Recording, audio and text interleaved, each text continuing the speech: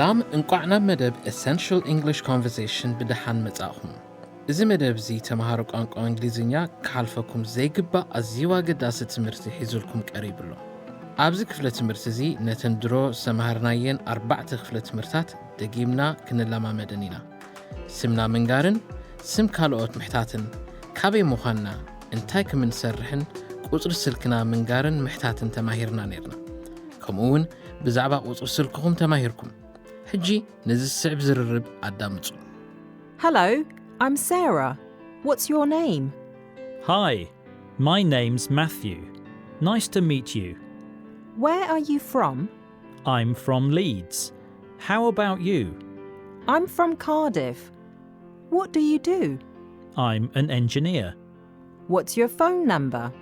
It's 0113 496 0578. Thanks. ክንደይ ዝኣክል ዘኪርኩም?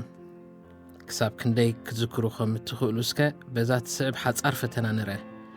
ቅድሚ ትቁኑዕ መልሲ ምስማዕኩም ሓሲብኩም ክትምልሱ ዘኽእል ጊዜ ክህልወኩም እዩ።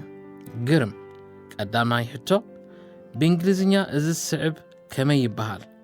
ሰላም፣ መን እዩ ስምኩም? Hello, what's your name?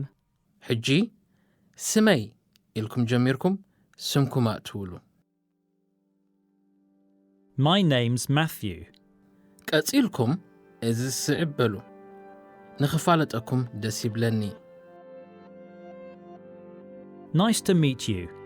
ሕጂ ድማ ከምዚ ኢልኩም ሕተቱ። ካበይ ኢኹም መጺኹም? Where are you from? ሕጂ ኣነ ካብ ኢልኩም ጀሚርኩም ካበይ ከም ዝመጻእኹም መልኡሉ። I'm from Leeds. ሕጂ ኸኣ ከምዚ ኢልኩም ሕተቱ። ንስኹም ከ? How about you? ሕጂ እዚ ስዕብ ሕተቱ። እንታይ እዩ ስራሕኩም? What do you do? ሕጂ ከምዚ ስዕብ በሉ። ኣነ መሃንድስ እየ። I'm an engineer. ሕጂ ኸኣ ከምዚ ኢልኩም ሕተቱ። ክንደይ ቁጽሪ ስልክኹም? What's your phone number? ድሓር ከምዚ ኢልኩም መልሱ። ባዶ 1 13 496 ባዶ 5 78 0113 496 0578. ኣብ መወዳእታ ከምዚ በሉ። የቐኒየለይ። Thanks. ክብድ ዝበለ እንተመሲሉ ኣይትሻቐሉ። ደጊምኩም ንኽትለማመድዎ ክንሕግዘኩም ኢና። ስለዚ ደጊምኩም ኣዳምጹ፣ ነቶም ሰማዕኩሞም ሓረጋት ከዓ ድገሙ። Hello, I'm Sarah. What's your name? Hi, my name's Matthew. Nice to meet you. Where are you from? I'm from Leeds. How about you? I'm from Cardiff. What do you do? I'm an engineer. What's your phone number? It's 0113 496 0578. Thanks.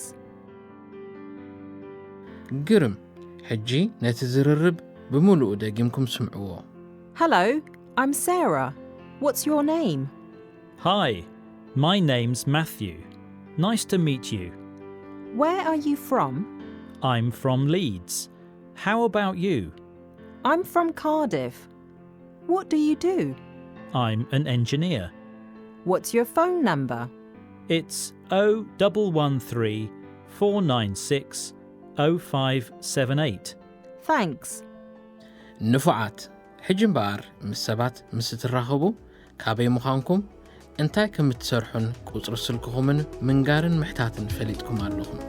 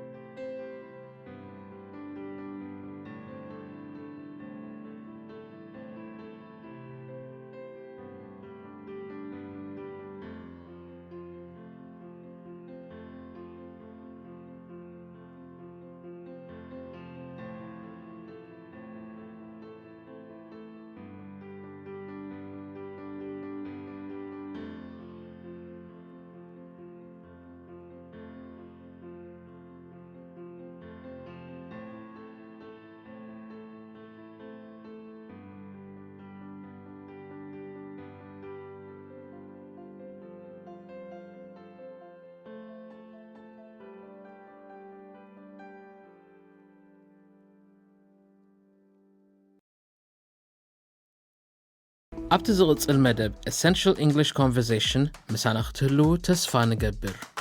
Bye for now.